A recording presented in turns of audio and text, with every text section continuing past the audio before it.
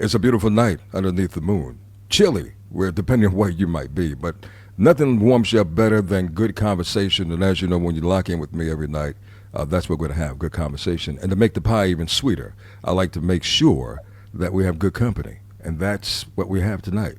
This brother, I don't know when you fell in contact with this brother, but I fell in his path like many of us back in 1988. So we're talking around 37 years ago. I will never, ever, ever forget that moment with the Jerry Curl drip situation in the spray called Glow. I'm talking about his role in Coming to America. Ladies, you know him as Daryl. Daryl. And Daryl could do no wrong, him and his parents, in Coming to America.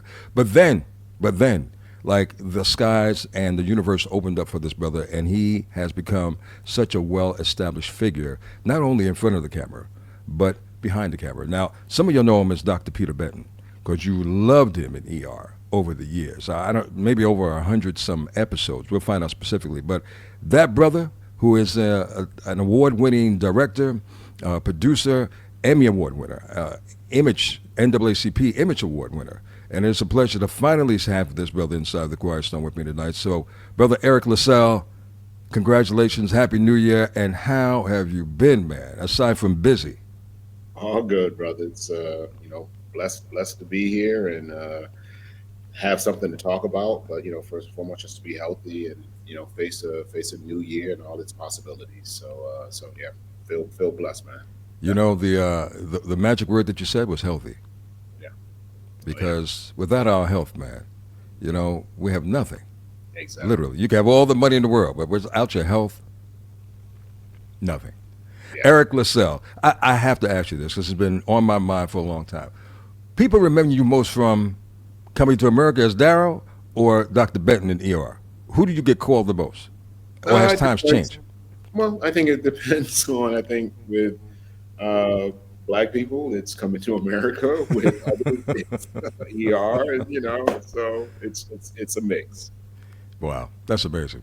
Brother, we love your body of work that you have done, but what has impressed me most is what we don't see. And, as black folks, sometimes we don't see it, we don't understand, or we don't do the research to see who is behind the scenes. And you have done so many things behind the camera, that is amazing. And this coming Thursday, on January 9th, you're actually in front of the camera, but you also are behind the camera. Yes. So tell us about this big new project that you're working on called On Call. Well, on call, I play. I'm going for the trifecta. So I am acting, directing, and exec producing. This is a Dick Wolf show. I've been fortunate to work with the Dick Wolf camp for several years. I was the executive Wow. producer, primary director on Chicago PD, and I've done all of his most of his shows. But this one was really really important to me because it is I get to create. I directed. There are 8 episodes. I direct 4 of them. I direct the Wow. pilot, so I direct the first two, and then I direct episodes 5 and 6. And so, the importance of directing a pilot is you set the tone, you set the palette, you set the standard of acting, you set. Mm. I've been throughout my career as a director, which is, almost, I've been doing it for almost 30 years now. Yeah. I've developed a reputation as being a fixer, as being able to come in some shows that were off to a slow start, helping to, find certain things and elevate actors Hmm. and so, but it feels really, really great to originate, to create, to not come in and fix someone else's show, but to create the show and to say, this is how we're going to do it. This is the standard by which we do it. This is the style. This is the tone. Wow. Um, this is the discipline. And so being able to do that, particularly with the show that is very different from what we're used to seeing. We employ a lot of different camera angles, body cam, dash cam, Yeah. telephone, regular cam. So you're watching, you don't know, sometimes you're like, this feels almost like a documentary to a degree, but it's like it's so beautifully shot and you just kind of feel like the audience, we want the audience to feel like they are a fly on not just Yep. but a fly in the cruiser in the back seat. They're sitting in the back seat of this cruiser doing this ride along, a day in the life of cops. And Yeah. so, but we gave it a lot of visual style, and to be the one that establishes that style, and to like I said, help to create the level of the style of acting, in the sense of we're going for this raw, real character. I want everyone feeling like someone that the audience can relate to, and they see this person, not this. I don't want this this acting awareness. You know what I Yeah. mean? Yeah. Yeah, Yeah. you're here to be a cop, and I want it to feel. And so, man, it's incredible to to do that with this project. His name is Eric LaSalle. Eric LaSalle. But you are also starring in it as Sergeant Lastman. Yes. Now, somewhere along the line, and I'm gonna go into some music, but somewhere along the line, you have. I know you love drama. I know you went to Juilliard. You have degrees in drama. But did you have a desire ever to be a police officer? No. What? Absolutely not. Because you know why? 'Cause, look, this is not the first time you're playing a cop. Right. You played a cop like in three other productions that I remember back in the day. Yeah, yeah. I mean, when you're coming up the ranks as an actor, particularly as an African American actor, and unfortunately sometimes even as an African American actress, there's particularly in the '90s and early 2000s, there were certain roles that you were more easily cast in. Hmm. I was fortunate enough to sort of break that, because being cast as a doctor in ER wasn't as popular then. Wow. Blair Underwood being cast as an Yeah. attorney the year before that, 2 years before that, that was amazing. So those were the outliers. Those weren't the norms. And so like cops and unfortunately, like drug dealers, which I haven't done. Maybe I did one or two, but not your traditional ones. But and then then we look at what black women have had to endure as artists in this industry, and the limited type of roles that they've had. Yeah. And so, but now this deep into my career, it just becomes a part of one's versatility. It becomes a part of one's legacy. It becomes a part of one's resume, as opposed to you're not. Fortunately, I was never defined by one singular type of character. I Yeah.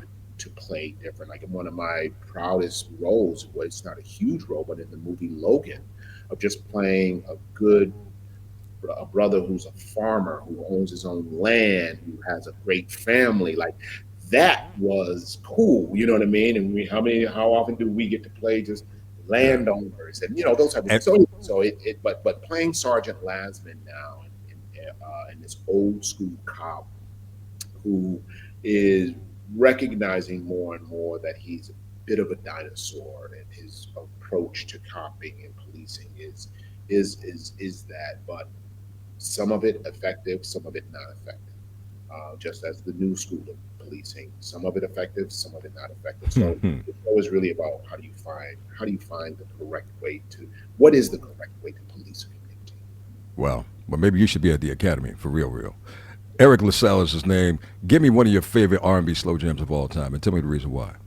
Oh well, you got to go with Houses on the Home, man. I mean, Luther, which his documentary just dropped, which I saw, is fantastic. It is good. It is great. But I mean, we can just stay there with him, Right. and I mean, he's got so many. But I'll always choose Houses on the Home. So now you saw how he transformed that from Dionne Warwick, Exactly. who got shout outs to Miss Dionne Warwick, who just officially got into the Rock and Roll Hall of Fame that we saw over the weekend. But perfect selection. Let's go into that. We'll come back with Eric LaSalle, the actor, the director, the everything man when it comes to film and TV, baby. But we're inside of the Quiet Storm. I'm Lenny Green, and we got the right situation tonight. Sit back and ride with us, ladies. The Quiet Storm is relaxing and soothing, but most importantly tonight, as we get into the beginning of this new year, it's embracing, and it's wonderful when we have wonderful friends that drop by. And it's so funny because we have actor Eric LaSalle with us tonight, who was a part of the cast, of course, of Coming to America. And just before we enter 2024, we have Vanessa Bell Calloway on. So how crazy is this? I had no idea that Eric LaSalle was going to come to the Quiet Storm. So this is wonderful, man. Thank you for just dropping in and starting my new year off in a great way. And congratulations on this new wonderful drama that's about to jump off on Thursday. We should say it's on Prime Video. And of course, it's called On Call. He plays Sergeant Lastman, but you're also directing several episodes. And now that you shared with us in the very beginning that, you were the one who actually made the pilot, obviously you knew what was going to work effectively, and that's your magic to the game of what you do so best, and that is directing and creating. Well, that's look, here it's really important. I've been on a for years. I've been on a journey of really pushing and advocating Black ownership. And so I think that it's really important for us in this industry and in many industries, or all our industries, to have ownership. And so that's what led me to becoming a director. And then from being a director, now being an executive producer. Because what's really important, in this show, I get to do the trifecta. I get to executive produce, direct, and act in. The executive producing part is important because it means you're in the room making decisions. You're making decisions on how to bring on what type of directors you bring on to tell the story, what type of actors. So if a role is traditionally played by a white male, a judge or whatever, you go, well, what about an Asian sister? What about a Latin sister? What about a sister? What about this? And so being in the room, working with the Dick Wolfcamp, who's behind this, working with them for several years, they trust me, they respect me, they allow me in that room. And so that's why it's important for us to not just be, as we used to always say, not just be a player, but to be a coach and to be an owner, because you shape the much more global structure of something. And so being able to say, hey, listen, this is how I want to cast this. I want to fight for this kind of person. I want to do this. I want to add this. I'm in conversations already where, should we get a second season? I've already started talking to the showrunner about the representation of Black women on the show. Like we got this cop show. It's really cool. And it's very diverse. It's Asian, right, Latin, Black, African American. But I'm like, okay, but now we gotta, expand it a little bit. Presence of the sisters, and listen. Unfortunately, we a lot of times get saddled with people feeling like everything that we do has to include everything. Like we got to solve all of our problems. When you're in it for the long haul, you go, okay, this was the first stage. Now the next stage, we want to do this. Now the next stage, we want to do that. And you get there. And if you feel that there's longevity to your hustle, then you can think about the things that you can accomplish. I've been doing this. Amazing. I've been acting for a long time. I've been in the business for a long time. I look at the things I've been able to accomplish because of the longevity. I didn't have to accomplish, so that's what you also want in the storytelling. But I think it's really important for us to really focus on ownership and being in the room, not just sitting at, you sit at someone's table. I'm blessed to be able to have been able to sit at Dick Wolf's table, one of the masters, to learn from the master. But now I'm trying to create my own table. And that's why, I've gotten into, the directing, the exec producing, I'm an author creating my own, my own material so I can create my own table, which then we get to shape and we get to say, this is who I want at that table. Yeah. And I do think that content, being a content creator, is important. And I think us having ownership of content is important. Well, Brother Eric LaSalle is with us. Brother, I'm so happy to hear you say what you said, because there are so many stories that await you, probably more than you could possibly imagine in one day, that that you should make, and that's good not only for the world to see, but for the culture to embrace as well. That hasn't been said. So I can't wait for you to tap in that, and I can't wait for that dimension to happen. But I'm so happy that you're sitting at the table with Dick Wolf Entertainment, because I'm a big fan of his work that he's done ever since New York Undercover days. Right. So that's when I first saw the Wolf, and that caption always caught my attention. So to know that you're there with him, that's wonderful. Once again, it's on call January 9th, which is this Thursday. It starts streaming. So make sure you grab it and enjoy it, because it's about a senior cop basically initially breaking in a rookie cop, a woman, which is Yes. great, a woman breaking in a rookie cop. And here's the crazy. I asked you. Right, and here's the crazy thing. Yeah, he's Latin, so you have like this.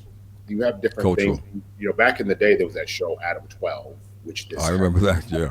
right, but now it's updated. So you have this female breaking in, this young Latino, and then the various roles we have. The Asian representation, which is really cool because you don't see a lot of that in the police force in most shows. So I'm really proud of a lot of the things that we were able to accomplish with this, and it's just getting started.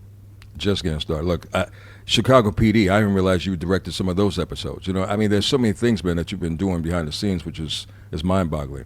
Eric LaSalle, I'm gonna come back with you to wrap things up, but when we come back, I want to talk about pressure, because I think I might know the time when you were under a pressure moment, and you're like, "What's this kid talking about?" We'll find out in just a moment if I'm right. We're inside the Quiet Storm, baby. Ride with us. The Quiet Storm is soft and warm and comfortable, and Happy New Year to you. I know it may not be too deep into January to still say Happy New Year. I hope it's not, and if it is, I'm sorry, but if it's not, and we're connecting for the first time, then I'm happy to welcome you. We are welcoming a brother who is not only a phenomenal actor, director, but also an author, and he is appearing this Thursday. It jumps off. So make sure you lock into Prime Video and check out On Call. He plays the role of Sergeant Lastman, but he's also directing. I guess when he's not going to be seen, he'll be directing a lot of those episodes that we see behind the scenes. So Eric LaSalle, I think I know a pressure moment in your life. It's one thing to start your career off on level one, but I think you made your directorial debut in the late 90s, around 96. Am I wrong? Yes, yes. So here's why I think you had pressure, and I could be wrong, because you could have been ready for it. Because I know you fell in love with this acting thing a long time ago, but when you had James Earl Jones, Forrest Whitaker, Don Cheadle, I'm talking about Rebound.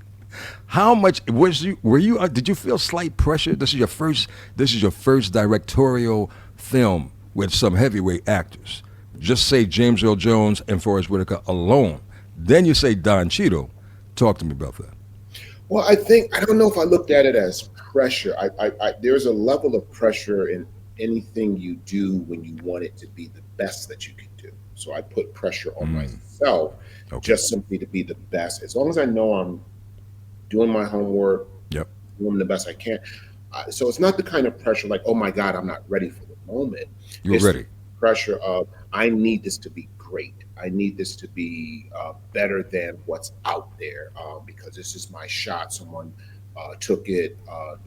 Steven Spielberg and Mel Gibson had seen a short film that I directed, and they called HBO and advocated on my behalf to get that job. And so I don't want to let anybody down. I don't want to let myself down. Right. These actors are. I had a relationship with James Earl Jones.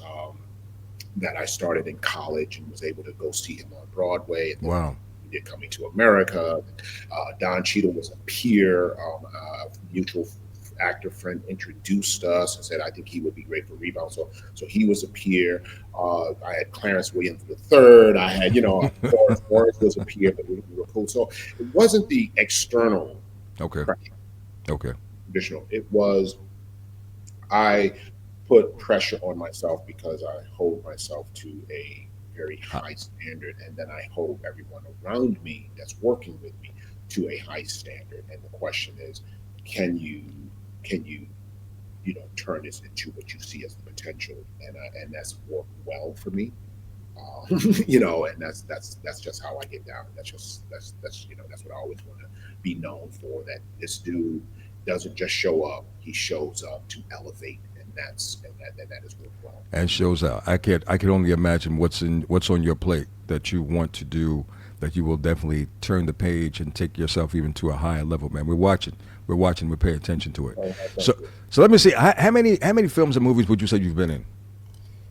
I know it's hard to count. I mean, I don't know. I mean, I haven't done a ton of films. I don't know, maybe 20 films. I don't know. I'm gonna, Because I've spent much more time in the television space than I have in the film space. okay, so I'm going to test your knowledge. We're going to see how well you remember certain things. I want you to tell me.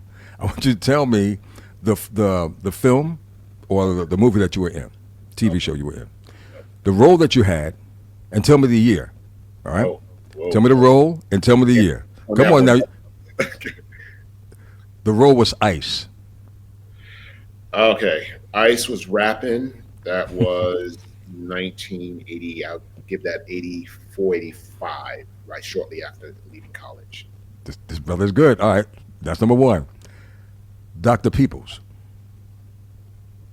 Wow. Okay. Dr. Peoples was a film called Inside Out. I would say that was circa 2004, 2003, 2004. Five. Five. Okay. Okay. Five. Hey, I look, was look, four. Four. I was close. I went the other two way. for two. The role you had was your name was KC. My name was Casey. Yeah. Oh, uh, Casey. Oh my God. I don't remember this one. Oh, don't tell me I got Eric LaSalle. This is the Wow. role he played, ladies and gentlemen. The role they gave him, his name was KC. Casey. The letter K and C, Yes, or sir. Casey. I don't know. I Oh, think Lenny that's Green got one. Lenny Green got one. Okay, Vietnam Story, number two, wow. 1987. Okay. Vietnam War story. That would be HBO Vietnam There War you story. go. I'm going to say circa 80, 85, 86. 87. 87. That's always about Hey, look, I'm glad I got one on you. And I'm gonna give you one more. One more at you. One more. Uh, Lucas Davenport. Ah, Lucas Davenport You got me. was Mind Prey television movie Yeah. based on John Sanford's novel, which actually inspired me to become a novelist. Deep. Um, that I would say that was circa 98. I'm going to say 97, 98. They clocked it at 99, but you're probably right. It could be 98, I but think they we clocked it shot at it 90. in 98. Okay, we shot it. Okay, I'll take it. I'm always His going name to. is. Hey, look, brother, you did well. Look, I'm glad I got one in. You know what I mean? Come on, you play the roles, and you know what, you play them all so well. So, So look, now, which was Casey? which Casey? Which one was Casey? The one that you got me on? Oh, Vietnam Story. Oh, okay, okay. So Yeah, I forgot the character, but I remembered the project. yeah, Okay, yeah. You do. Oh, you remember the project perfectly. okay, yeah, I remember. Okay, But ladies and gentlemen, I want you to remember he is Sergeant Lastman as of Thursday in On Call. Prime Video. It starts streaming this Thursday, January 9th. Be sure to catch it and enjoy all the episodes. I will be definitely enjoying it because, as quiet as it's kept, Eric, I wanted to become a cop at some point in my life when I was 9 years old. But that changed pretty quickly. yeah, it's a but I think for the audience, I think this is a different kind of show, and I'm super proud of it. I'm super proud of being able to do the trifecta of being a director, executive producer, and actor on it. But I think what we set out to accomplish, I think we achieved, and I think it's a half-hour drama. Hmm. It's very bingeable. It's propulsive. It's action. It's really cool. And I do think there's I think with where the business model of the industry is right now, trying to find different ways and more and less expensive ways of doing shows. This might be a show that also helps shift that because we're showing what can be accomplished in a half-hour drama Wow. uh, and a show that's not wildly expensive and all these you watch a lot of these streaming shows, they spend so much money on it and blah blah blah. And so for me it is really just a matter of telling great stories, and I love and it's franchising. It's Yeah. there could be various spin-offs, and Dick Wolf is the master at that. So for me to have been able to spend time and study and watch him for years, and him entrusting shows to me, and they made me an executive producer in the industry.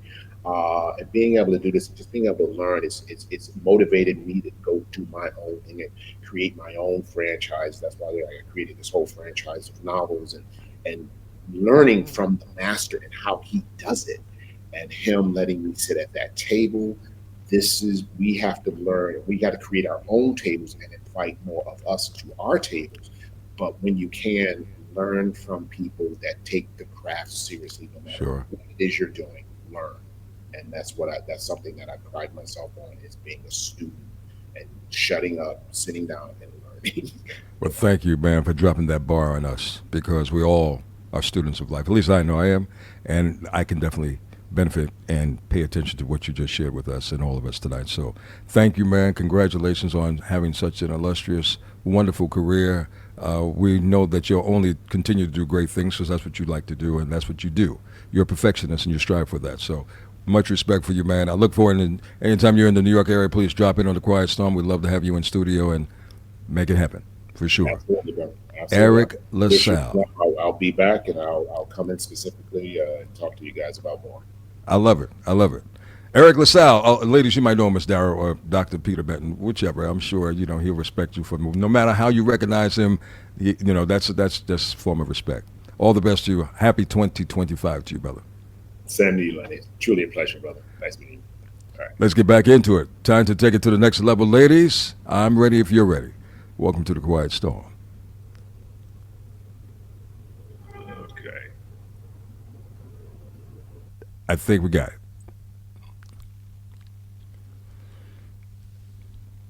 Mike?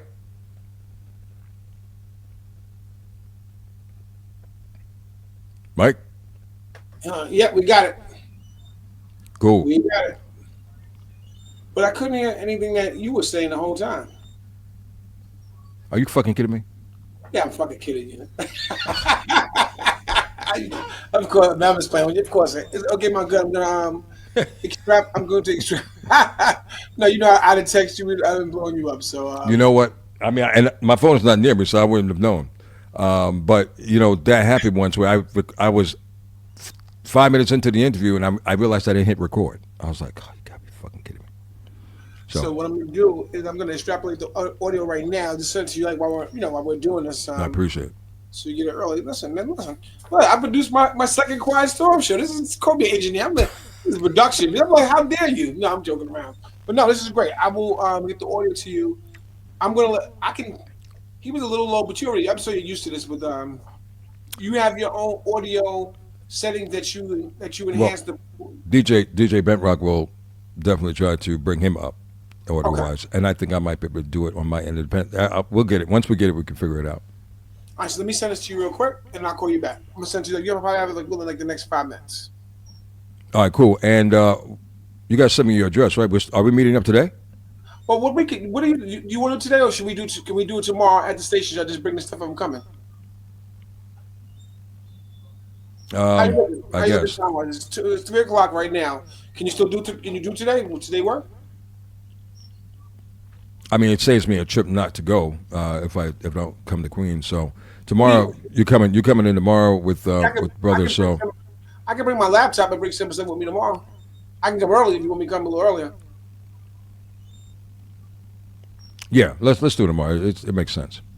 So let me edit this out real quick. Send this to you, and I'll text you the moment I send this. Once you get it, I know you airing this tomorrow, or probably by Tuesday. But I need to get it to Bent so he can, do what he does. Understand? I'll get you right back. Let me edit it real quick. Thanks, man. Appreciate you. No problem.